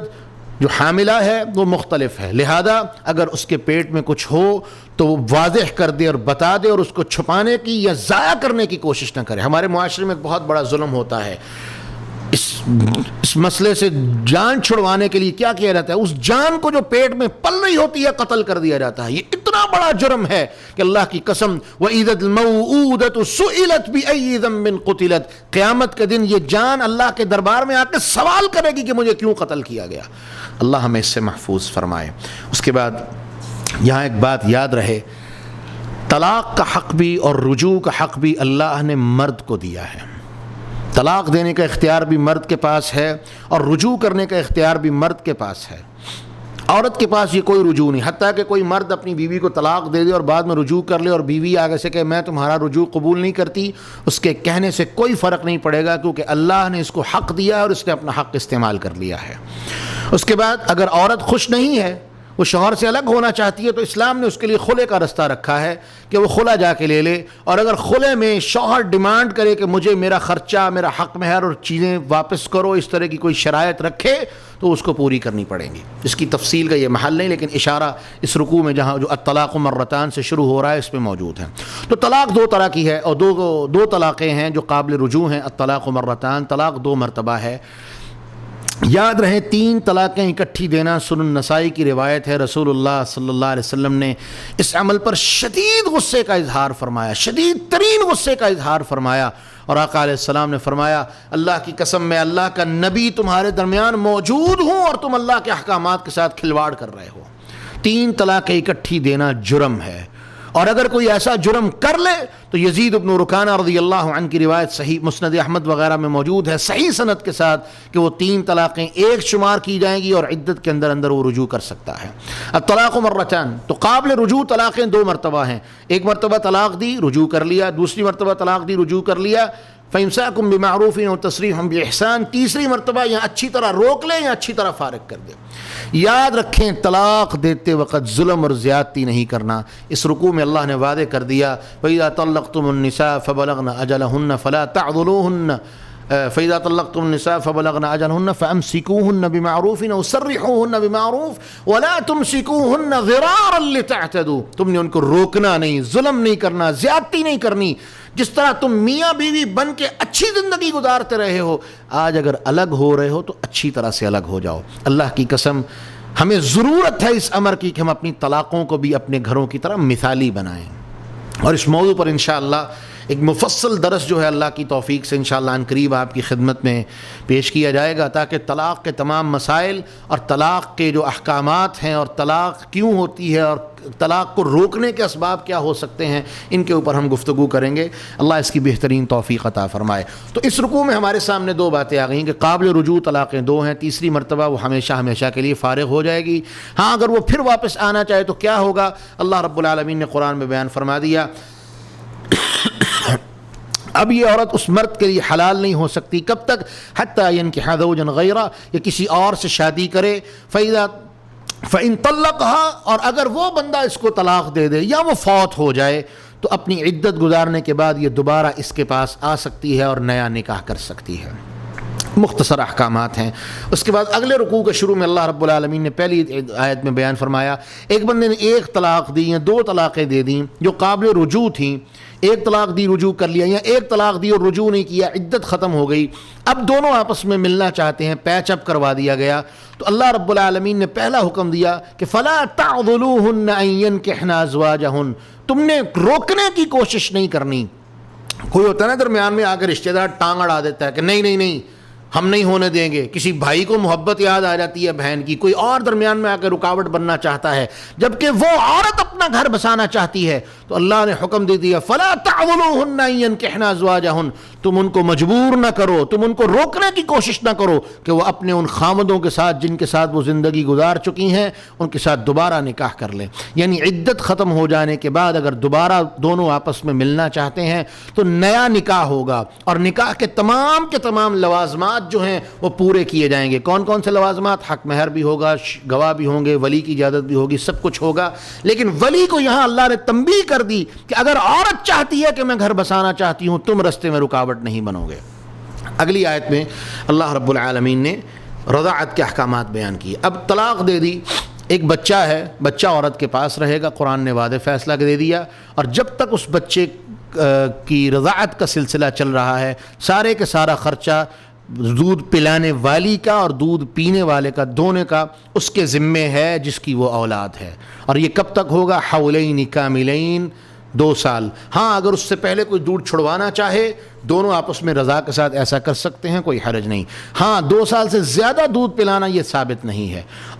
اور اس کے ساتھ ساتھ اگر دونوں آپس میں متفقہ طور پر کسی دوسرے سے رضاعت کروانا چاہیں اس کے اندر بھی کوئی ممانعت نہیں۔ رسول اللہ صلی اللہ علیہ وسلم نے خود بچپن میں رضاعت کی جو عرب کا دستور تھا، اور اسلام نے بھی اس رضاعت کے سلسلے کو جاری رکھا ہے، اور ساتھ ہی اسلام نے ایک قانون بھی بنا دیا کہ اللہ کے رسول نے فرمایا، صحیح البخاری کی روایت ہے کہ وہ رشتے جو اللہ نسب کی وجہ سے حرام کرتا ہے وہی رشتے اللہ رضاعت کے سلسلے میں بھی حرام کر دیتا ہے۔ اگلی آیت اور اگلا رکوع جو ہے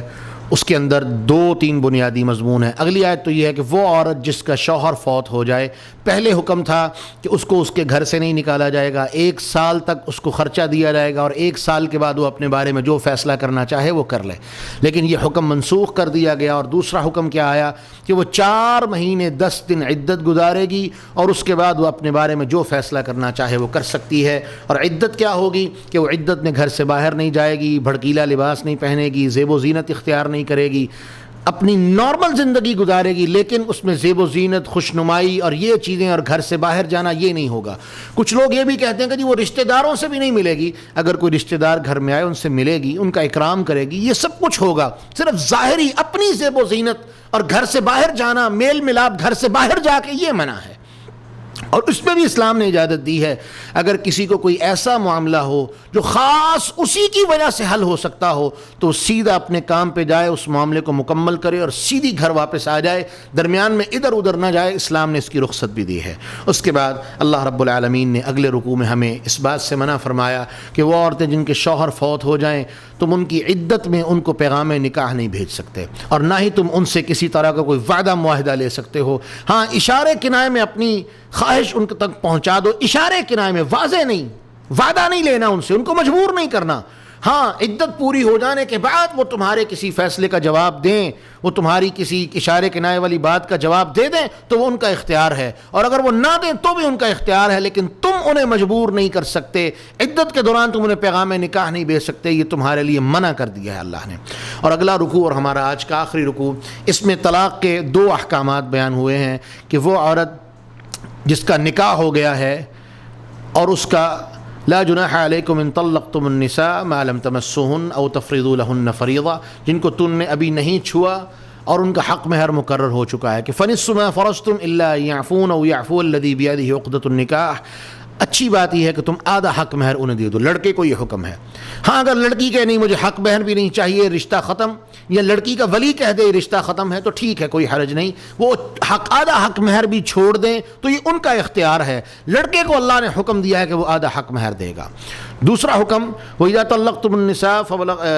وَلَا جُنَاحَ عَلَيْكُمْ إِن طَلَّقْتُمُ النِّسَاءَ مَا لَمْ تَمَسُّوهُنَّ، اور جب وَإِن طَلَّقْتُمُوهُنَّ مِن قَبْلِ أَن تَمَسُّوهُنَّ، اگر تم نے ان کو ان کے چھونے سے پہلے طلاق دے دی ہے، یعنی عورت رخصت ہو کے تمہارے گھر آ گئی، ابھی چھوا نہیں طلاق ہو گئی، وَقَدْ فَرَضْتُمْ لَهُنَّ فَرِيضَةً فَنِصْفُ مَا فَرَضْتُمْ، تو تم انہیں آدھا حق مہر دو گے، آدھا حق مہر انہیں دو گے، اللہ یہ کہ لڑکی معاف کر دے اور چھوڑ دے کوئی حرج نہیں۔ اور اس سے پچھلی آیت میں جو ذکر ہوا ہے وہ یہ وَمَتِّعُوهُنَّ عَلَى الْمُوسِعِ قَدَرُهُ وَعَلَى الْمُقْتِرِ قَدَرُهُ مَتَاعًا بِالْمَعْرُوفِ، کہ تم کچھ نہ کچھ اپنی طرف سے محبت کے ساتھ، خوشی کے ساتھ انہیں دے دو، تاکہ یہ رشتہ اگر نہیں بن سکا تو کم از کم اس کا اختتام اچھے پر ضرور ہو جائے۔ اور اگلی بات جو اس آیت میں اللہ رب العالمین نے بیان فرمائی کہ حافظوا علی الصلوات والصلاة الوسطی وقوموا للہ قانتین، لوگوں اپنی نمازوں کی حفاظت کرو، اور بالخصوص درمیانی نماز عصر کی نماز اس کی حفاظت کرو۔ اللہ کے رسول نے بیان فرمایا من فاتت له صلاة العصر فكأنما وطر اهله وماله، جس کی عصر کی نماز چلی گئی وہ ایسے ہے جیسے اس کا گھر بار مال سب کچھ برباد ہو گیا۔ اللہ ہمیں اپنی رحمت سے اس بربادی سے محفوظ فرمائے۔ اور آخری آیت جو آج کی ہم اس سبق میں ذکر کریں گے، اللہ رب العالمین نے ہمیں حکم دیا کہ لوگوں فَإِنْ خِفْتُمْ فَرِجَالًا أَوْ رُكْبَانًا فَإِذَا أَمِنْتُمْ فَاذْكُرُوا اللَّهَ كَمَا عَلَّمَكُمْ مَا لَمْ تَكُونُوا تَعْلَمُونَ، اگر تم خوف کے عالم میں ہو تو نماز تب بھی تم پر فرض ہے، چلتے پھرتے کسی حالت میں بھی نماز پڑھ لو۔ جیسے ابھی ہم نے تھوڑی دیر پہلے بات کی، اسی بات پر اپنی بات کو ختم کروں گا۔ آج بیماری کا خوف ہے، ڈر ہے، تو جب اللہ خوف کے عالم میں اور ڈر کے عالم میں ہمیں رخصت دے رہے ہیں کہ چلتے ہوئے سواری پر کسی حالت میں بھی پڑھ لو، تمہارے لیے عام حالات سے رخصت دے دی گئی ہے، تو یہی یہاں پر لازم آئے گا کہ جب رخصت دے دی گئی ہے، خوف موجود ہے کہ بیماری موجود ہے، اور بیماری بھی چھپی ہوئی ہے، کوئی ظاہر نہیں کون بیمار ہے کون بیمار نہیں ہے، تو ایسی شکل میں ہمیں اگر مسجدوں سے دور رکھا گیا ہے تو اس میں یقیناً اللہ رب العالمین کی حکمتوں میں سے کوئی حکمت ہے۔